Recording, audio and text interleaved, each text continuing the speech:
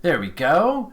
So, good morning, good afternoon, good evening, depending on where in the world you happen to be. My name is Christopher Harrison. Today we're going to be talking about QnA Maker.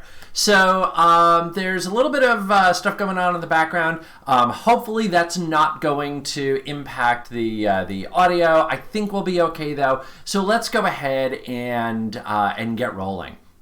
I'm actually really excited to talk about QnA Maker. That QnA Maker is actually one of my favorite cognitive services. That QnA Maker can actually do quite a bit for you.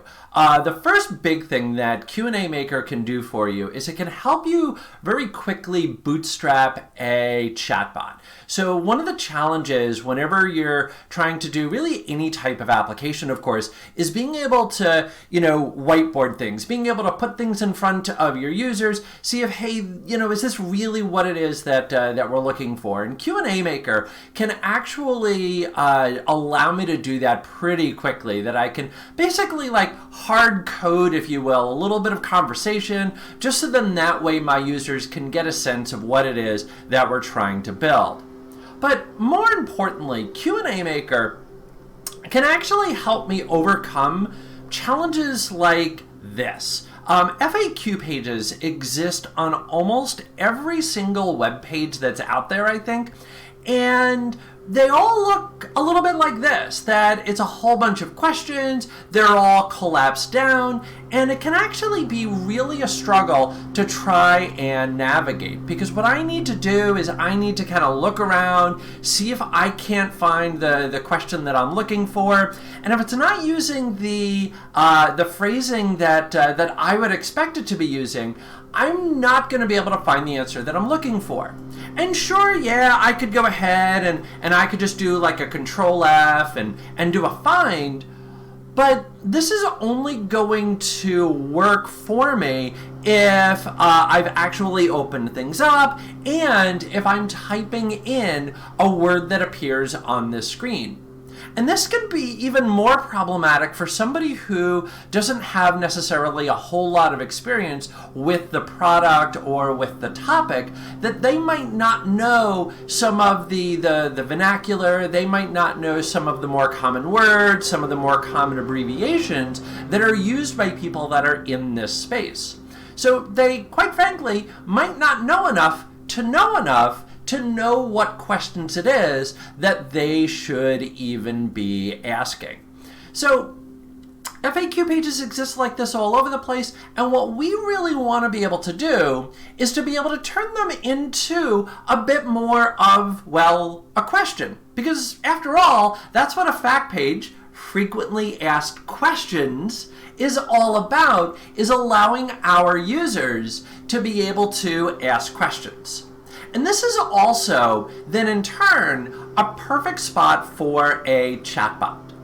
That one of the things that I see a lot of organizations do is they'll go, hey, you know what we need? We need a chatbot. And they really don't necessarily know why it is that they want to build out a chatbot. It's just like, it's the cool thing, so everybody needs a bot. You get a bot, and you get a bot, and you get a bot. And they don't ever stop to wonder, why are we creating it? And why not maybe just create a website instead? Couldn't that just solve the problem? And the answer always comes down to, what is the real question? What is the real problem that we're trying to solve? And can a chatbot do that better than any other type of application? Well, what a chatbot is all about, and the name sort of gives it away, is it's about chatting. It's about the user being able to conversationally ask for or describe whatever it is that they are trying to look for. Or in other words, a chatbot is perfect at allowing people to ask questions. Hey, remember questions? That's what we're here to try and answer. That's what we're here to try and build upon. And so turning a fact page into a chatbot where my users can then ask questions in their own phrasing is exactly what it is that we want to be able to do. And this is where QnA Maker comes into play. So QnA Maker, available over at QnAMaker.ai. Put this into the chat, QnAMaker.ai, there we go. Allows you to create what's known as a knowledge base that can in turn then be the back end for a chatbot. But one thing that I am going to highlight as we go through this is the fact that this is going to actually create an endpoint that I would be able to call from any type of application. So if for whatever reason I don't want to build up a chatbot, or maybe I'm using a chatbot that's not part of bot framework, so not hosted on Microsoft, but maybe I still want to be able to call this. Or maybe what I want to do is just create a text box on a web page and allow my user to type in a question and just answer the question that way. So maybe kind of a very down-to-earth chatbot, if you will. QnA Maker will allow you to do that, because with QnA Maker, I will be able to then just call this like I would a normal web service, a normal endpoint. Okay. Now, if you go to QnAMaker.ai, what you're going to notice, and let me just zoom in on my screen here. Bloop, bloop. There we go. What you're going to notice is that you will need to log in, which I've already done over on the top right, which is hidden by my face there, but trust me, it's up there. And what you're going to notice is my knowledge bases, if I had any, which right now I think I might have one. I think I might have deleted it. I'm not really sure. And then I've also got create a knowledge base, and this is really where we want to point to. So what I'm going to do is I'm going to click on Create a Knowledge Base. Now, QnA Maker is based on Azure. And so as a result, I will need to create some services inside of Azure to back this up. In particular, I'm going to need 3 different services. I'm going to need a website, so that's that endpoint that we're going to be able to call. I'm going to need a QnA Maker service, which kind of makes sense. After all, that's what we're building. And then I'm also going to need an instance of what's called Azure Search. So Azure Search, sort of as the name implies, is all about search. It's one of the core services that make up QnA Maker. And fortunately, I can actually do all of that on one neat little screen here. So if I click on that little button of Create a QnA Service, this will now take me over to Azure with blinding speed and amazing accuracy, and it will allow me right here to start setting everything up. So let me go ahead and give this a quick name, and I'm going to call this my stream demo because I'm very creative with my naming. I've got a whole bunch of different subscriptions, so I'm just going to grab the one that applies to me. Now, as I mentioned before, I'm going to be setting up 3 different services here. I'm going to be setting up my QnA Maker, my Azure Search, and then eventually my website here. And you are going to notice that my QnA Maker and my Azure Search is going to have some level of cost here. And so if you're curious, you can go in and take a look at all of the pricing pages that are there. But fear not. You are going to notice that for each one of these, there is a free tier. So for QnA Maker, what I'm going to get is what's known as 3 managed documents, or basically 3 knowledge bases. And I'm also going to be allowed 3 transactions per second, up to 100 transactions per minute, 50,000 transactions per month. And if you stop and think about it, that's actually going to manage quite a few bots that, unless your bot is extremely popular, chances are the free tier will actually work just fine for you. And so that's what I'm going to select here. Now, I'm going to create a brand new resource group here. And I always like to, whenever I'm doing like a demo or just like a real quick proof of concept, just to put everything into one resource group, I'll just create a new one. So that way, when it comes time to clean it all up later, then I can do that very quickly just by deleting the resource group. Sort of as the name implies, a resource group is a group of resources.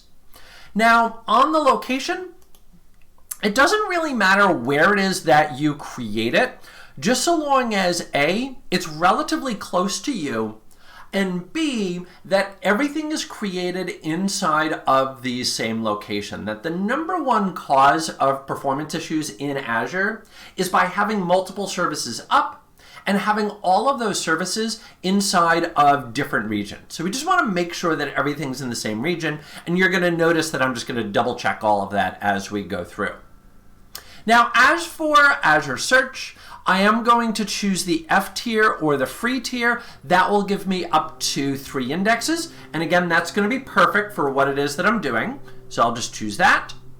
It's already got my website name in there for me. I'm going to make sure that this is going to be on WestUS 2. I'm going to disable my app insights because I really just don't care about them. And I'm going to click on Create. Okay, now this is going to take it just a moment here to go ahead and do its thing.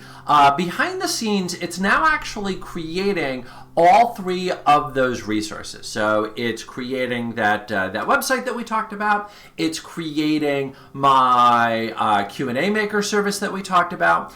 And it's also going to be creating that Azure Search service that we talked about. So if we just give this a moment here, it will go ahead and create all of our services. And just like that, I didn't even get time to have a sip of coffee. I'm still going to have a sip of coffee. But just like that, everything has been created. Now, if I click on Go to Resource here, what you're going to notice is that it will bring up my endpoint, it will show me my key, etc. By the way, that key there, of course, is a password. So doing something like this, which is, broadcasting this out to the world, not something that you really want to be doing. I'm not too worried about it in my case, just because the worst that could happen here is somebody's just making a bunch of calls onto a free service, and I'm going to be deleting this the moment that we're done broadcasting today. So I'm not too worried about it, but do make sure that you protect those keys. Okay, so now I want to create what's known as a KB or a knowledge base. And so this is now going to be where all of those question and answer pairs are going to exist. This is eventually what my bot is going to use as the backend service. Now, I am going to need to hit refresh here just because I just created those services. Give this just a second here. And let me make sure that I'm choosing the right subscription and everything else. Let me set up that QnA service. So that's the one that I just created there, that stream demo. And then on my language here, I'm going to go ahead and choose English. Now, for some reason, the drop-downs aren't appearing on the stream, but I do want to highlight that QnA Maker supports numerous languages. So chances are that you'll find a language that's going to fit what it is that you're looking for inside of QnA Maker. Now it's going to ask me for the knowledge base that I want to use here, and I'm going to use the QnA Maker troubleshooting doc, which does feel very meta to me to be creating a QnA Maker service that can answer FAQ questions about QnA Maker. I don't know. I sort of like doing this demo. I find it funny. Maybe that's just me. Okay, so let me go ahead and paste in that URL. And now what you're also going to notice here, if I scroll on down, whoops, let me make sure I'm putting things into the right dialog boxes. Let me put that down there. I need to name my knowledge base. So this is going to be my QnA Maker. I'll just leave it like that, QnA Maker. Okay, cool. Now, on step 4 here, this is now where it's going to ask me to populate my knowledge base. And what I want to highlight here is a couple of different items.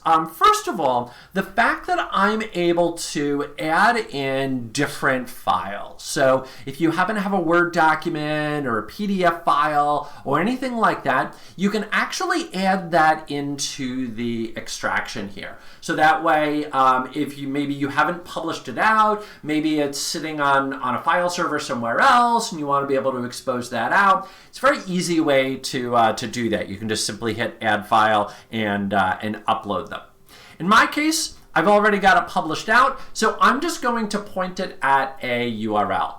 Now, one thing that I do want to mention here with regards to the structure of the document, and in particular the structure of the web page, is this is going to work really well if my web page is designed such that I have my questions and maybe a div tag and then the answer inside of a div tag, that it really does like to have a well-formatted document.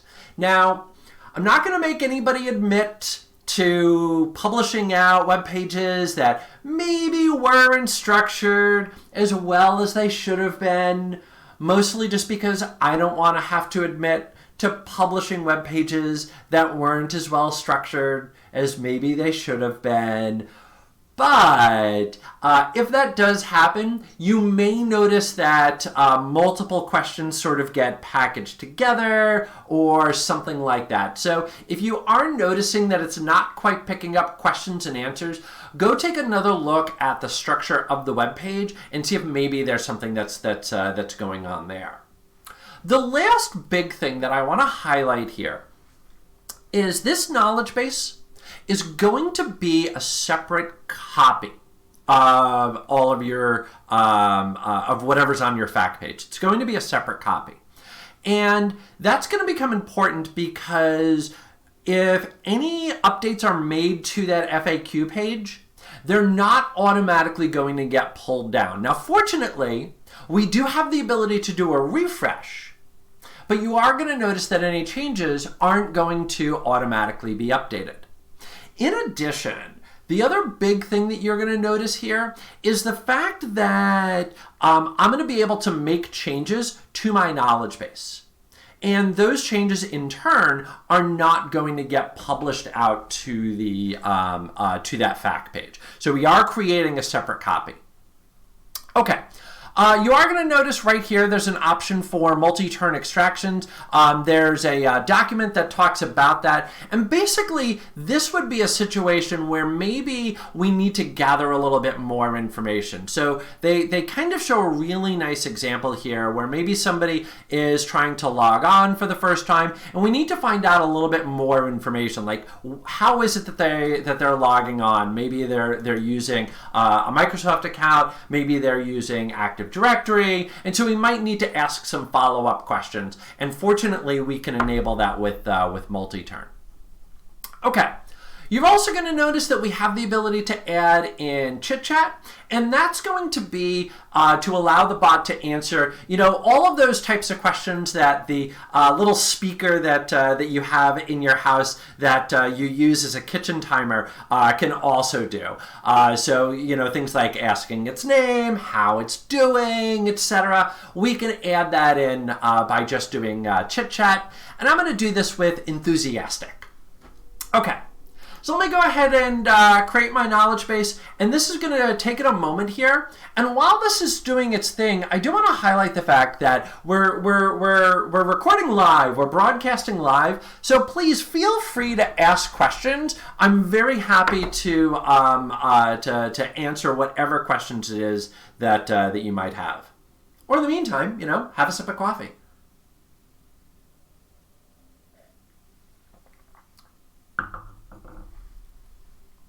Okay, now let's talk a little bit, and we also have Sarah in the chat. Don't forget about Sarah. Say hi to Sarah. Okay, so let's now take a look at what it is that we've got here, and what we've got here is we now have a context, and this basically acts as the parent. We've got a set of possible questions here, and then over here we have an answer section. Now, what I want you to notice about this is it's a web page. It's sort of a lot like looks an awful lot like a spreadsheet, if you will, that I've got all my columns, I've got all my cells, etc. And you might be looking at this and you might be thinking, well, gosh, Christopher, this really doesn't look much like a developer tool to me. And you know what? You're absolutely right. One great thing about QnA Maker is the fact that I can actually offer this up to my business users and give them the opportunity to add additional information into what's eventually going to become my chatbot. So for example, you're going to notice here this first question, which is how can I improve the throughput performance of my query predictions? Or maybe how to get the QnA Maker service endpoint. Well, that's one way that we could ask the question. And again, this sort of brings us back to the initial challenge that we had with FAQ pages, is the fact that they only ask in one way. Well, I want to be able to ask this in multiple ways. So you'll notice right here that I could just add in alternate phrasing and then punch in another way that we could ask this question. So how to get the QnA Maker endpoint? How can I see the endpoint? Or maybe add in another one. How can I get the URL to call? Or, however other ways that you would want to go ahead and ask all of this. Now, what you're also going to notice over here is we also have the answer. Now, what you may be noticing inside of here is things like \n, which as we might expect is going to be carriage returns. But then you're also going to notice, let me find this one right here. What I want you to notice here is I'm highlighting this little spot that says Azure Portal, square brackets, and then in parentheses, we have https://portal.azure.com. What that is it's a little bit of Markdown. And for those of you that are not familiar with Markdown, Markdown is sort of a cheeky name to be an alternative to markup. And it's a way that we can generate eventually HTML in a slightly terser fashion. And Markdown is becoming more and more popular, that if you've ever gone to a GitHub page, you've absolutely seen Markdown in action there, because all those readmes and everything else, all of those are written in Markdown. Fortunately, if you're going to be using a chatbot, your chatbot will support Markdown. So that little Azure Portal, https:// yada, yada, yada, that actually will then become a link in our chatbot, which is pretty cool. By the way, just real quick, the question was, will this webinar be made available? The answer to that question is yes. We'll be uploading this up into YouTube. And of course, it's on demand on Twitch as well. Okay, cool. Now, let's say that I want to go in and I want to do a little bit of playing around with this and see this in action. Well, if I click on test, whoops, let's make sure I save. There we go. The little dancing helps it go faster. And then now, if I click on test, now I can start to ask questions and get answers here. So I could go ahead and say, how can I get the endpoint? And then give it just a second here, and then it will come back and it will now give me all of that great information here. So what you're going to notice is that I've got my little answer. It's showing me my links. It's showing me pictures as well. That's pretty cool, and so forth. And what you're also going to notice is, like down here, it shows me manage the knowledge base. Well, that's not exactly what I was expecting. Not a problem. So what I can do is I can just get rid of that little test window, and then let's come back over here to the Markdown, and we can notice, well, wait a minute, I really didn't want that managed knowledge base. So let's just go ahead and get rid of that. We'll do a save and train.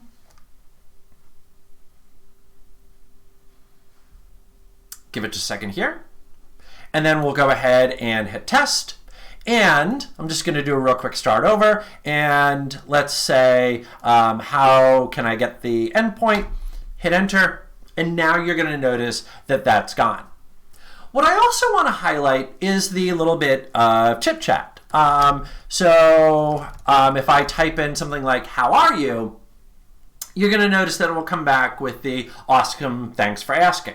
How is that being generated?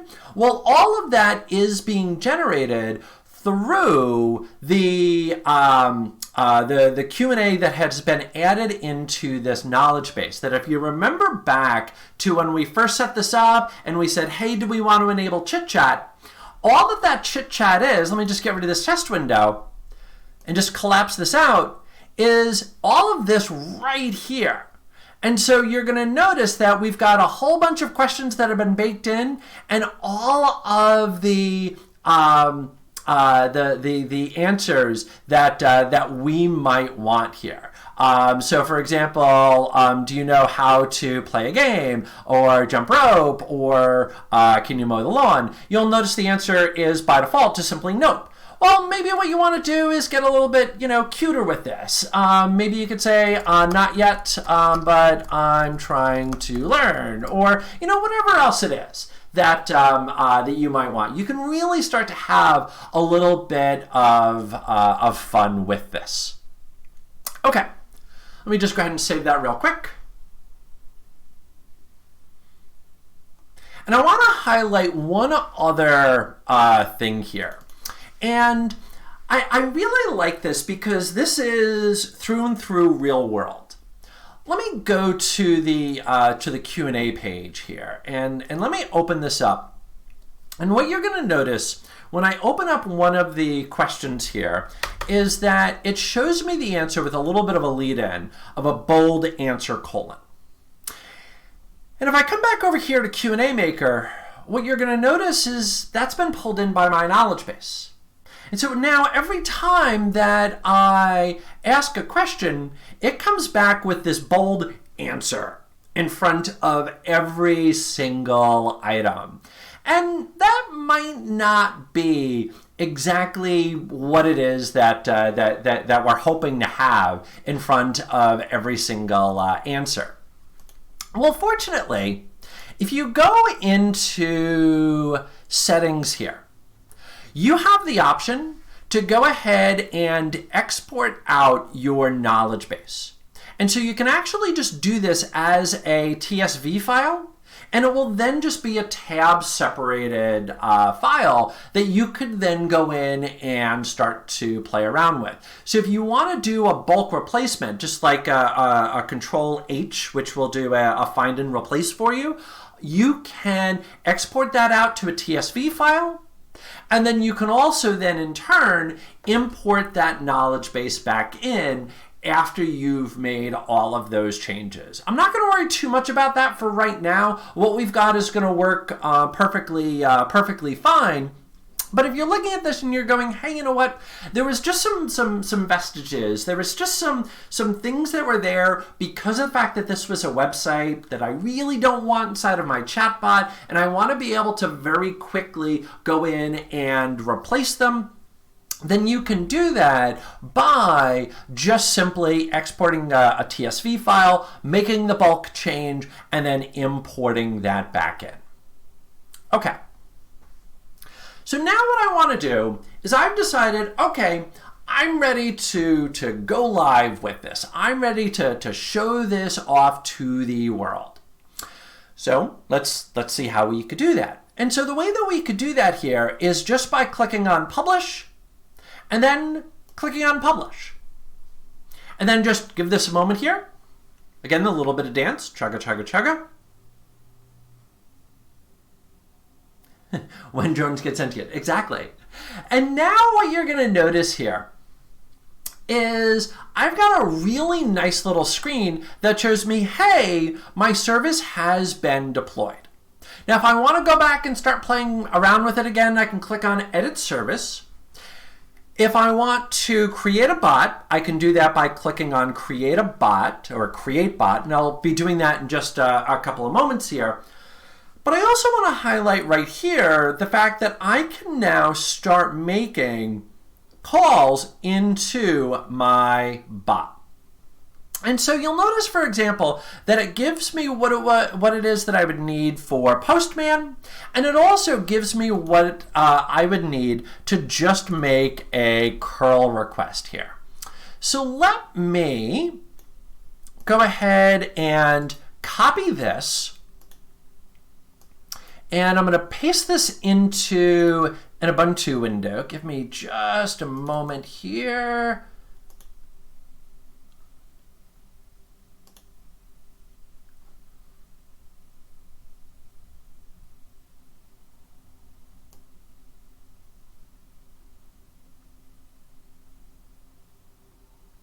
Okay, I think that looks well enough. Just go ahead and hit OK. All right, cool. So here is now, oh, that's rather small. Let's make that bigger. There we go. I'm just going to sit next to my little command here. Okay, so here is the full curl command. So all that I did was I just copied that and pasted that into here. And what I want to highlight is the fact that it's got my full URL. It's got the headers with that little GUID key. It's setting up the content type of JSON. That's going to be our response back. And then it's going to be looking for our question. And so my question is going to be,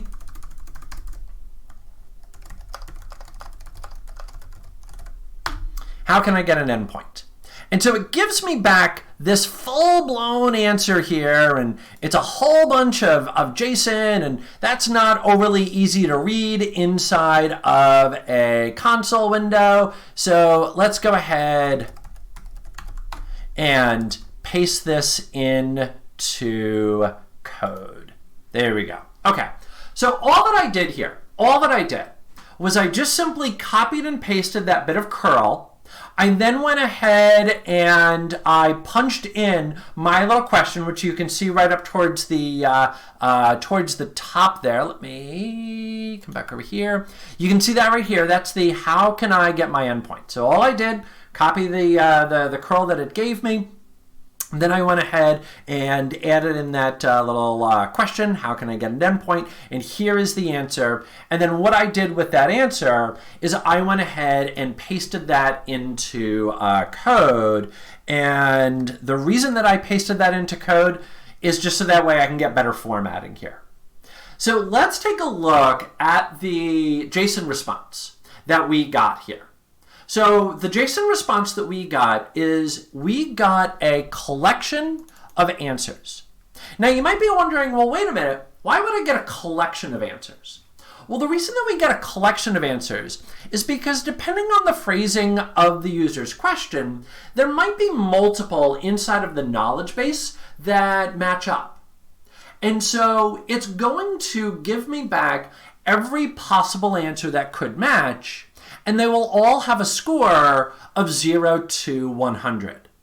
So you'll notice the score here is at 95, and so it's telling us, hey, you know, we're pretty sure that this is going to be the right answer here.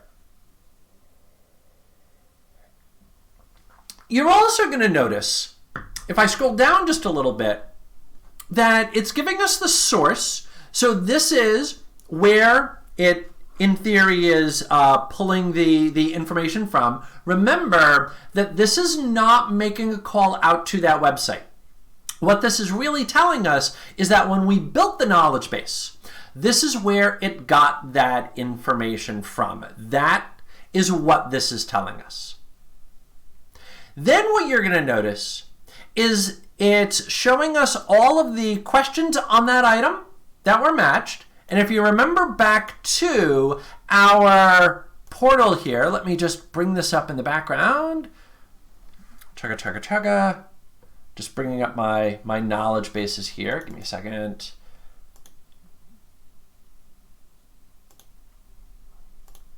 There we go. Okay, so if I bring this back up, I'm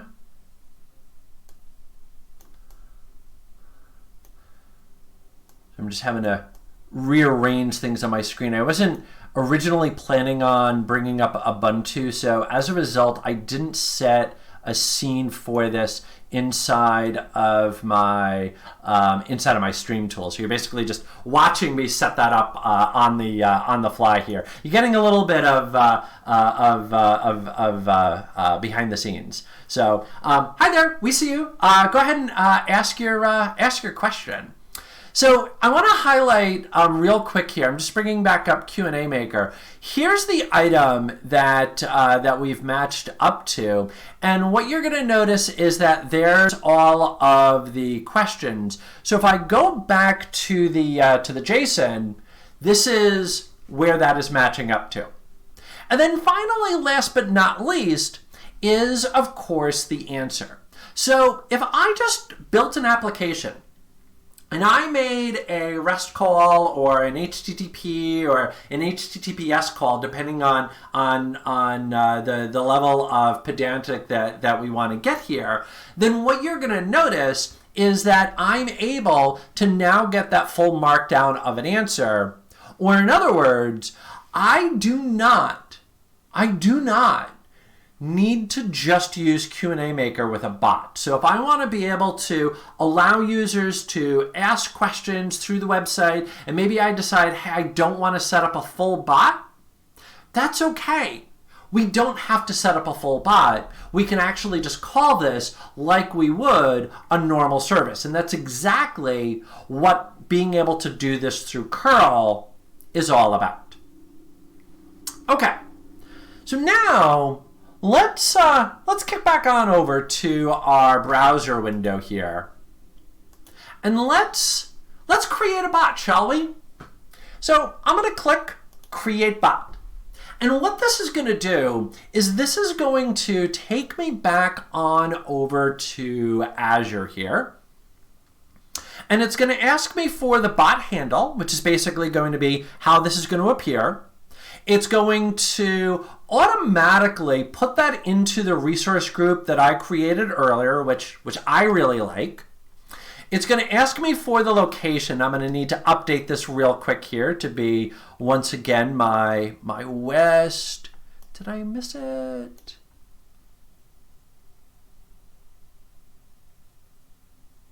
There it is, my West US 2. It's going to ask me my pricing tier. I'm just going to use F0. That's going to be just fine. It's going to set up the little website.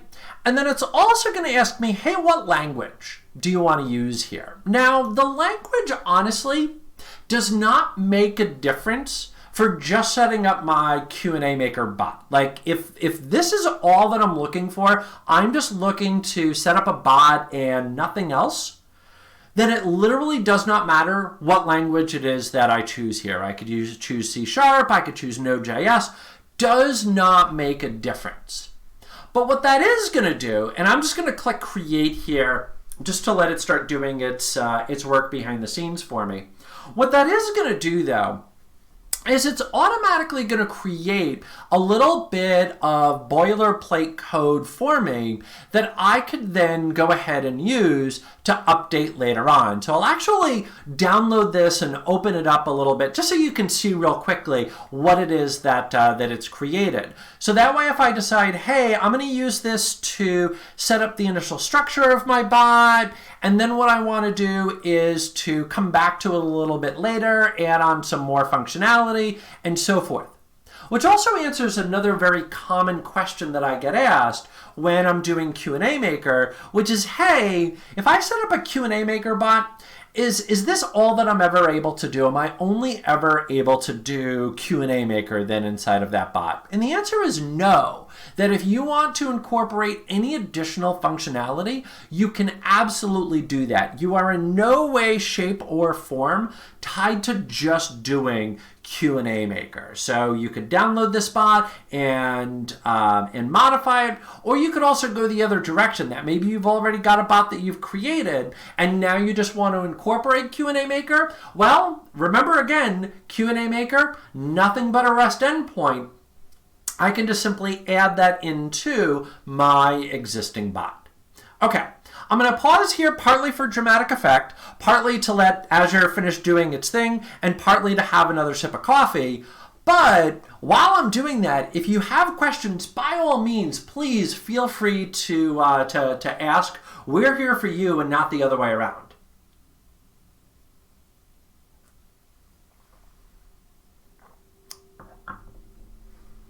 Coffee.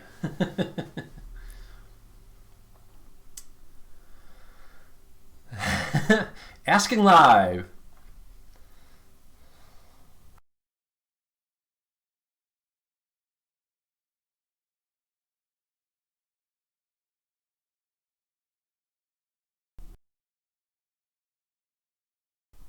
There we go. Okay. Come on. You know, of course, when I did the dry run this morning, oh, that's fantastic. Yes, WSL. Oh my gosh. I j'adore WSL. It's such especially now at WSL 2, it's so amazing that the seamless integration between Linux and Windows, that honestly I do all of my development these days in WSL. It's the only way to go if you ask me. Again, that's my opinion. Everybody else has their own, but yeah. Okay, this went faster this morning when I did my dry run. Of course, it's always the performance of something is inversely proportional to the number of people that are watching it. Okay. As a matter of fact, the question is, have I ever met Mr. Gates? As a matter of fact, the answer to that is yes. I have been lucky enough to meet him. It's a whole story, but I actually it was a relatively small lunch. It was about 15 people that were there, and I happened to be one of those people. And it was remarkable. People would ask him questions on whatever it was. This was just as he was leaving full-time at Microsoft. So about like 10 years ago, 12 years ago, something like that. But yeah, when he was just leaving Microsoft full-time to really focus a lot more on his charity work. And people would ask him a question, and he would just talk for 20 minutes on whatever it was. It was truly remarkable. Okay. So, in any event, let's come back over here to my little bot. So I just opened up the resource group. There is my stream demo bot, and I'm just going to click on that. Okay. Now, the first thing that I want to highlight here is under our channels. Now, channels in Bot Framework are all of the different ways that we would be able to connect up to a bot. And so if I scroll on down, what you're going to notice is that we've got channels for Teams, we've got channels for GroupMe, we've got channels for Kik, for Line, for Telegram, etc. And so these are all of the different ways that you can actually make your bot accessible. And this is one great advantage to Bot Framework, is the fact that you're able to meet users where they're at. So if I've already got customers on Facebook, then I could create a bot and put that out onto Facebook, which, by the way, let me dig just a little bit further into Facebook here. That chances are every little company has a Facebook page. You basically just need one these days to survive. And when you have a Facebook page, what you're going to notice is the fact that it's quite frequently just like a static page. That there's always going to be a little messenger block, but it's only going to be able to answer questions if somebody's monitoring it. Or if you build up a bot. that you're going to notice here that I did no code. I did not write a single line of code. That I went to QnA Maker, I created my my knowledge base, I pointed it at my FAQ URL, I had a great little interface where I could go ahead and add questions and so forth, and then I went ahead and I hit publish, I went ahead and hit create bot, and voila, I've now got a bot. And so if I want to bring that into my Facebook page, then all that I would have to do is click Facebook and then start setting up the app ID, the page ID, and all the other stuff from Facebook. And by the way, if you're not familiar with how to do that, we've got a great step-by-step document on how you can go in and do all of that. So really nice to be able to work through all of that. Okay, now in my case, what I want to do here is I'm just going to go back to my little bot, and I'm going to highlight right here this little thing called web chat. And the question is, what is web chat? And the answer is, it's actually this right here. That if I click on test in web chat, what it's actually going to do is open up a little web chat client for me. And so now you're going to notice, voila, welcome to QnA Maker sample, ask me a question, and I will try to answer it, and I could say, how are you? And it can come back and give me the appropriate answer of, in this case, awesome, thanks for asking. And I could go in and I could say, how can I get the endpoint? And then what you're going to notice is that it will then give me that full response from before. There's a little bit of a markdown issue there of it giving me 1, 1, and 1. That's all right, though. I'm not going to worry too much about that. And then you'll notice that all of my links do in fact work. So if I click on that little Azure portal, it would actually take me over to the Azure portal. Pretty slick how all of that works. Well, let's say that what I would like to be able to do is I would like to be able to incorporate that into a page that I already have. Cool. Go back to channels. Here's my little web chat. Click edit. And then here is an embed code. So what I'm going to do is I'm just simply going to hit copy. And then I'm going to come back over to Visual Studio Code here. And I'm going to paste that in. So if I show you my code window, all that I did was I just simply took that little bit of HTML and I pasted that in. Now, it is going to need a key, and I'm going to drop that key in right here. Now, one big thing to keep in mind about this key is the fact that anybody with this key can then talk to your bot. They can communicate with the bot.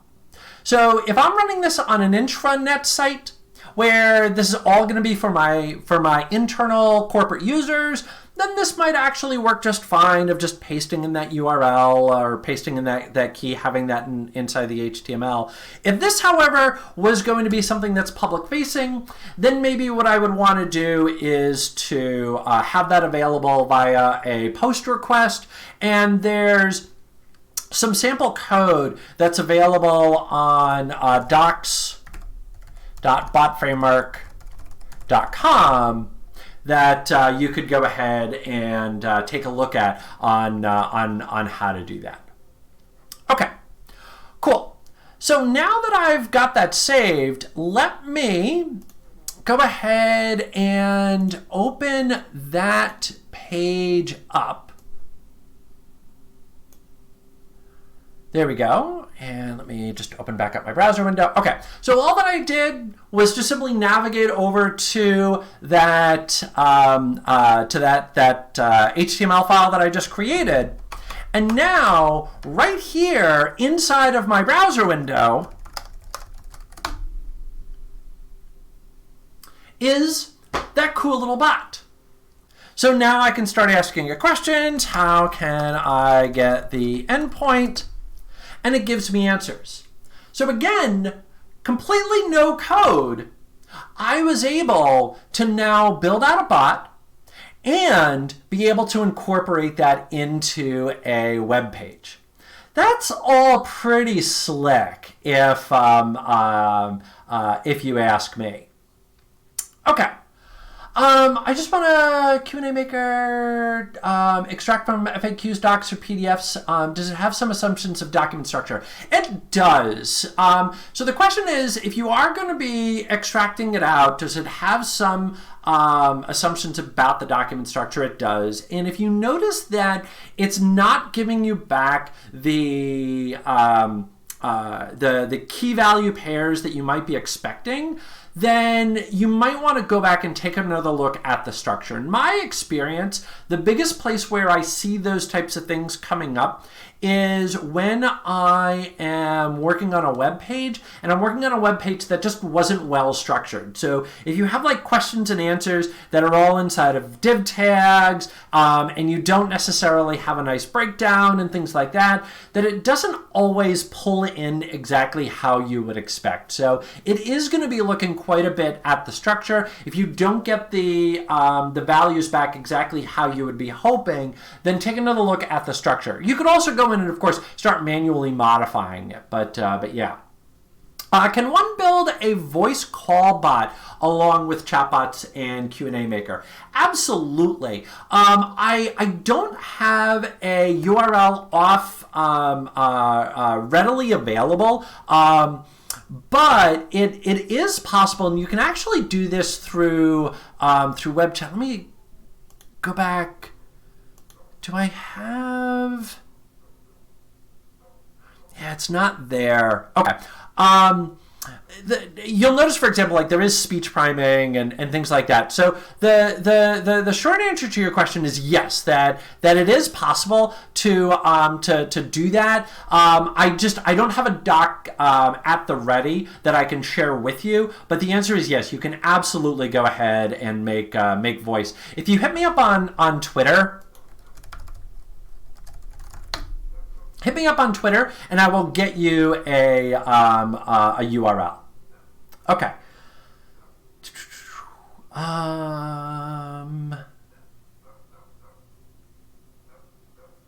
What's the value of creating a chatbot from scratch using code as opposed to using QnA Maker? Well, that's a fantastic question. So the question is, what's the value of creating a chatbot from scratch using code as opposed to using QnA Maker? The great advantage of code is the fact that you're now going to have so much more power available to you, that if you stick to the strictly no code scenario, then all that I'm going to be left with is the ability to be able to answer questions. But if I want to be able to maybe call out to external services and do those types of things, then I'm going to need some level of code. So maybe I already had like a search database that I want to be able to put a bot in front of, then I'm going to need code for that. Or maybe I've got some additional endpoints and I want to be able to bring those into the bot. Then I would want to go ahead and code. But I also do want to highlight this, that if I click on build here, you're going to notice that I could go ahead and download a zip file here of my bot source code, and I could then just go in through QnA Maker, make the bot, and then go ahead and use the source code that it generates, and then go ahead and add on whatever additional functionality it is that I might want. And there we go, perfect. Let me just go ahead and grab that. Give me 2 seconds here. Talk amongst yourselves. I will give you a topic. The Industrial Revolution was neither industrial nor revolution. Discuss. Okay. Cool. All right. Cool. So ignore the fact that there's a whole bunch of like zone identifier. It's just something about like copying into WSL, which is what I'm doing. But what I want to highlight here is my index.js. This is all the JavaScript that's now making my bot function. So going back to that question of what's the value in creating the chatbot from scratch, maybe I'm just, maybe I like to write code, which definitely falls into my category. So I find myself like starting there, and then I'll add on QnA Maker later. But if you decide, hey, I just want to bootstrap a bot, I just want to get this up and running, let me go into QnA Maker, create the bot, and then download it later on, and then start to add on whatever else it is that I might want, then I can absolutely do that. So you can really choose however it is that you want to set that up. What's the use case of Azure Functions with a bot? So what Azure Functions is, of course, is it's serverless. So I'm then able to make calls, and it will just automatically scale up or scale down depending on what it is that I'm doing. And you'll notice that you can then in turn get much better costing.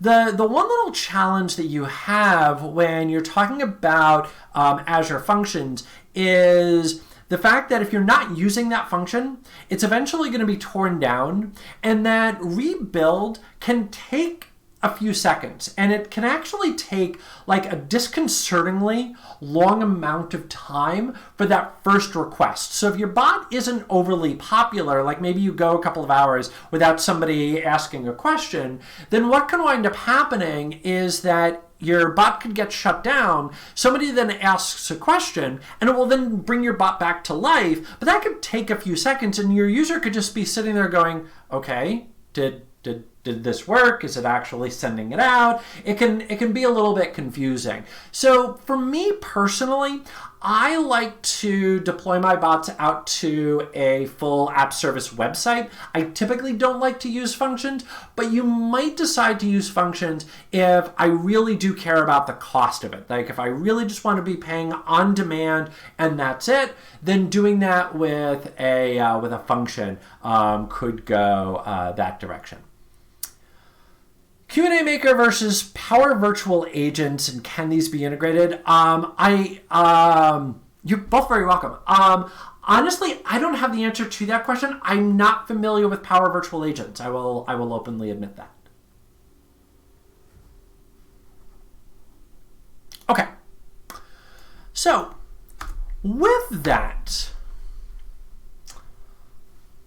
what we saw here is how we can use QnA Maker to quickly spin up a bot, and spin up a bot in probably one of the most common scenarios, which is allowing a user to be able to ask questions. That, again, the challenge here with doing an FAQ page is the fact that it isn't always the most navigable, that unless the user is already familiar with whatever question it is they may want, unless your phrasing and your verbiage happens to match what it is that the user is expecting, they might not be able to find exactly what it is they're looking for. So with QnA Maker and with a chatbot, now what I can do is I can reverse this scenario so that way my user can now ask for whatever it is that they want. So with that, what I'm going to do is I'm going to close off on today. I want to highlight the fact that what do I want? I want something. GitHub.com, Microsoft Reactors. I want to highlight the fact that we have a lot of great content available here over on github.com/Microsoft/Reactors that you can go ahead and check out. Right now, we don't have any bot content there, but that's going to be coming. I do really want to highlight QnA Maker. Definitely go check that out. Sarah's throwing the link to the stream. We are streaming every Tuesday, 4 p.m. Pacific time, and then again Thursday morning at 9 a.m. Pacific time. with some fantastic presenters besides myself. So you can absolutely come back and check all of them out. This will be available on Twitch. This will be available on YouTube. Connect with us there. Again, feel free to find me on Twitter and ask questions. I am going to stick around into the Q&A and answer any questions that might be outstanding. But with that, I want to thank everybody for joining today. Hopefully you picked up quite a bit about QnA Maker. Thanks again.